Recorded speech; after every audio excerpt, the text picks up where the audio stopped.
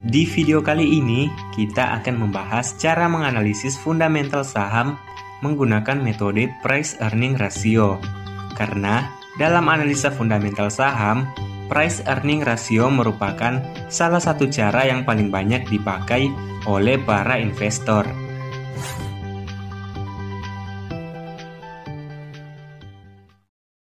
Analisa fundamental adalah analisis yang didasarkan dengan kondisi suatu perusahaan, kondisi ekonomi, dan industri terkait. Analisa fundamental pada umumnya menggunakan indikator-indikator perusahaan yang tertera melalui laporan keuangan perusahaan.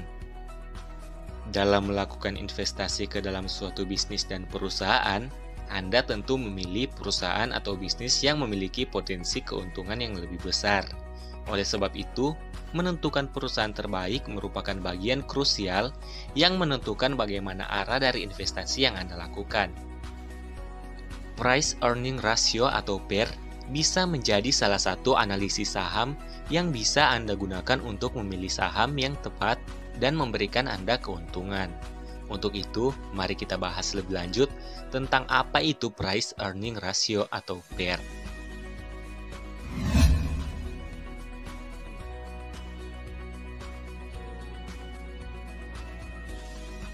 Kapan menggunakan rasio PER dalam analisa fundamental saham?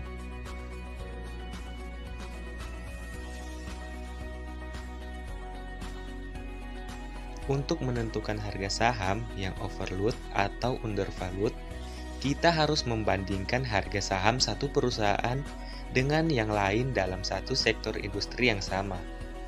Satu sektor industri dalam indeks harga saham gabungan atau IHSG terdiri dari saham dari perusahaan dengan bisnis yang serupa. Contohnya, perbankan atau jasa keuangan. Umumnya, satu sektor industri akan mendapatkan keuntungan dalam masa tertentu dalam siklus usahanya. Karena itu, para investor berpengalaman akan berkonsentrasi pada satu sektor industri saat siklusnya selesai.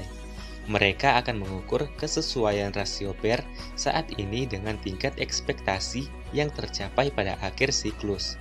Dengan rasio PER yang baru, maka investor juga menyesuaikan harga wajar saham dengan menaikkan atau menurunkan harga wajarnya.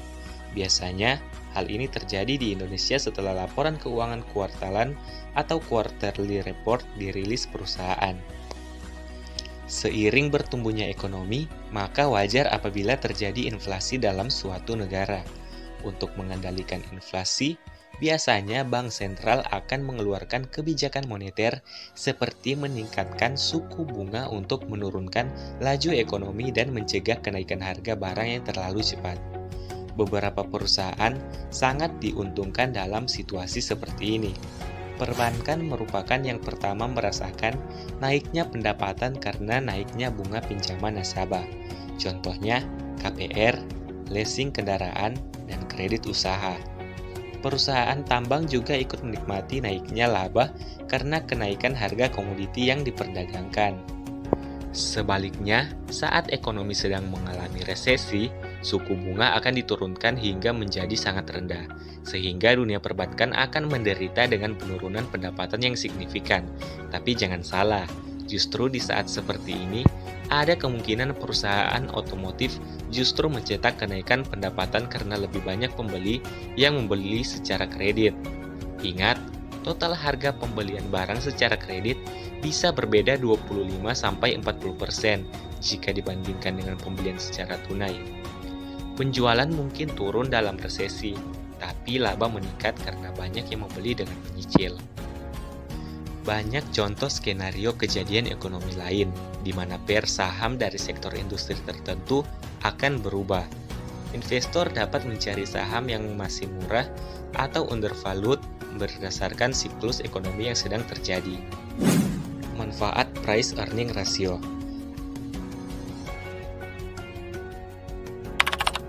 Rasio PER berguna untuk mengetahui kinerja perusahaan yang diwakili dari angka earning per share atau EPS. Rasio PER menunjukkan hubungan antara pasar saham biasa terhadap EPS. Semakin besar nilai PER, harga saham tersebut semakin mahal terhadap laba per sahamnya. Nilai PER dapat juga digunakan sebagai penentu tingkat pertumbuhan yang diharapkan karena tingkat pertumbuhan perusahaan merupakan penentu harga saham. Tingkat pertumbuhan perusahaan yang tinggi biasanya diikuti dengan nilai PER yang tinggi dan menunjukkan bahwa pasar mengharapkan pertumbuhan dari future earning perusahaan. Sebaliknya, semakin rendah nilai PER, maka bisa semakin baik atau semakin murah harganya. Rendahnya nilai PER bisa karena harga saham yang turun atau meningkatnya laba perusahaan saat harga saham tetap. Jadi, dengan turunnya nilai PER, harga saham semakin murah yang berpotensi untuk lebih banyak dibeli oleh investor.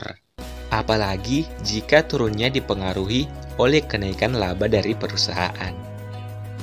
Price Earning Ratio, di mana price adalah harga suatu saham, earning adalah laba dari perusahaan, dan rasio adalah angka yang dibandingkan dengan angka lain sebagai suatu hubungan. Sebagai contoh, kita akan membandingkan perusahaan dari Bank Rakyat Indonesia BBRI dan perusahaan Bank Negara Indonesia BBNI. Karena keduanya merupakan bank nasional milik pemerintah Republik Indonesia dan keduanya adalah sama-sama termasuk dalam indeks LQ45 yang merupakan grup dari saham-saham paling liquid di IHSG. Menghitung PER tahun 2021. Rumus untuk mencari PER yaitu PER sama dengan harga saham per EPS, di mana EPS adalah laba bersih dibagi jumlah saham yang beredar. Untuk memudahkan mencari data-data tersebut, kita bisa langsung menggunakan beberapa aplikasi online trading. Nah, di video kali ini, saya mendapatkan data menggunakan aplikasi Poems oleh Phillip Sekuritas Indonesia. Pertama, kita akan mencari data harga saham BRI saat ini, yaitu pada 7 April tahun 2022, senilai 4.630. Kemudian, kita akan mencari data laba bersih dari perusahaan BRI ini. Dari aplikasi tersebut, kita bisa melihat data laba bersih BRI senilai 31,7 triliun. Kemudian, data dari saham beredar perusahaan BRI ini adalah senilai 151,60 miliar. Dari keseluruhan data yang sudah kita dapatkan, kita bisa langsung melihat PER dari saham BRI adalah senilai 23. Kemudian, kita akan melihat PER dari saham BNI. Harga saham BNI saat ini pada 7 April tahun 2022 senilai 8.300. Kemudian, laba bersih dari perusahaan BNI kita bisa melihat dari data senilai 10,90 triliun. Dan jumlah saham yang beredar dari perusahaan BNI ini kita bisa melihat melalui data senilai 18,65 miliar. Dari data yang sudah terkumpulkan, kita bisa langsung melihat PER dari saham BNI ini adalah senilai 14. Bila dilihat sekilas, dari rasio kedua PER saham tersebut, maka harga saham BNI terlihat lebih murah karena diperdagangkan di rasio PER yang lebih rendah. Namun, dari sisi pertumbuhan laba, saham BRI sebenarnya lebih murah dibandingkan saham dari BNI. Bagi seorang investor, membaca arah pertumbuhan sebuah perusahaan menjadi sangat krusial dalam pertimbangan investasi. Saham BRI diperdagangkan di kisaran 4.630 dengan pertumbuhan laba yang lebih besar dan kinerja yang tetap sama seperti sekarang ini. Sedangkan perusahaan BNI di harga sahamnya sekitar 8.300. Dengan kondisi ini, maka seorang investor akan menikmati hasil ganda jika berinvestasi pada saham BRI, yaitu dividen yang dibagikan setiap tahun dan potensi capital gain dari kenaikan harga saham di masa yang akan datang. Setiap orang memiliki pandangan berbeda mengenai price earning ratio sebuah perusahaan.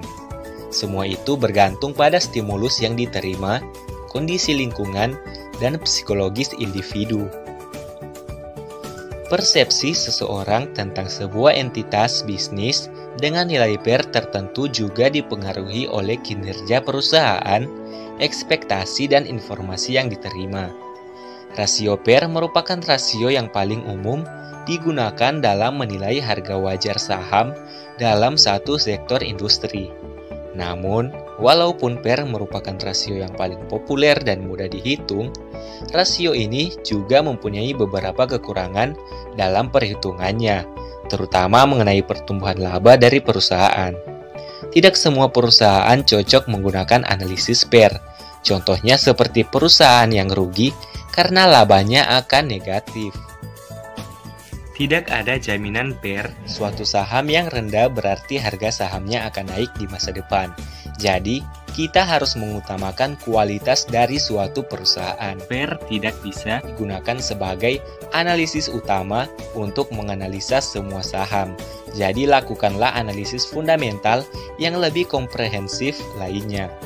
Dan jadikan analisis pendukung untuk saham yang akan Anda beli nantinya. Itulah penjelasan mengenai price earning ratio ini.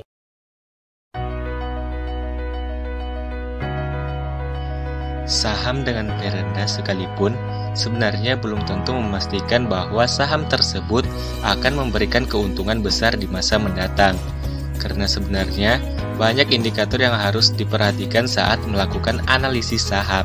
Selain itu, Anda harus paham bahwa price earning ratio bukanlah satu-satunya indikator yang menentukan bahwa saham menguntungkan atau tidak.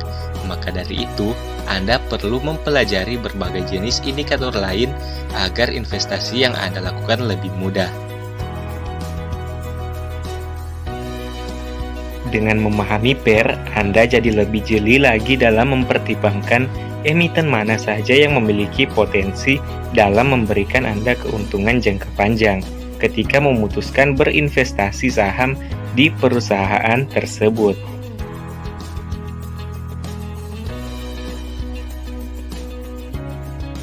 Jika kalian suka video ini, silakan like, komen, dan subscribe, kemudian silakan belajar lebih lanjut lagi. Terima kasih.